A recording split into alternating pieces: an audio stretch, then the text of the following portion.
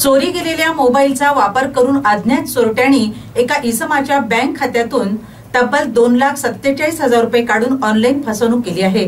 या प्रकरणी औदुतवाडी पोलिसात गुन्हा दाखल करण्यात आला।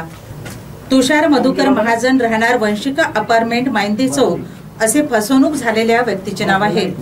घटनेनंतर त्यांनी औदुतवाडी पोलीस ठाणे गाठून या प्रकरणी रीतसर तक्रार दिली।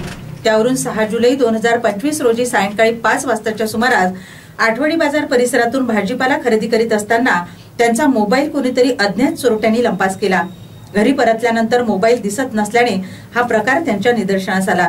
त्यानंतर त्यांनी मोबाईलवर फोन लावण्याचा प्रयत्न केला, मात्र तो स्विच ऑफ दाखविला। घटनेनंतर त्यांनी त्याच दिवशी औदुतवाडी पोलिसात मोबाईल हरविल्याची तक्रार दिली।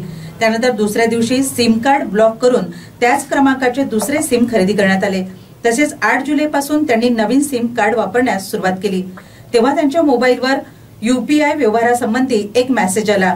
बँकेत जाऊन त्यांनी याबाबत विचारणा केली, तेव्हा खात्यातून कोणीतरी व्यवहार झाला नसल्याची माहिती कर्मचाऱ्यांनी दिली। मात्र ATM कार्ड मधून पैसे काढण्यात आले, तेव्हा बँक खात्यात जमा शिल्लक अतिशय कमी असल्याचे दिसून आले। तसेच बँक स्टेटमेंट मध्ये वेळोवेळी त्यांच्या खात्यातून ऑनलाईन 2,47,000 रुपयाचे अनधिकृत व्यवहार झाल्याचे निदर्शनास आले।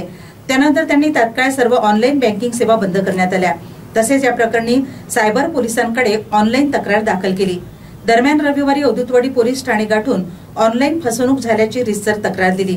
त्यावरून पोलिसांनी अज्ञात चोरट्याविरोधात गुन्हा दाखल केला आहे।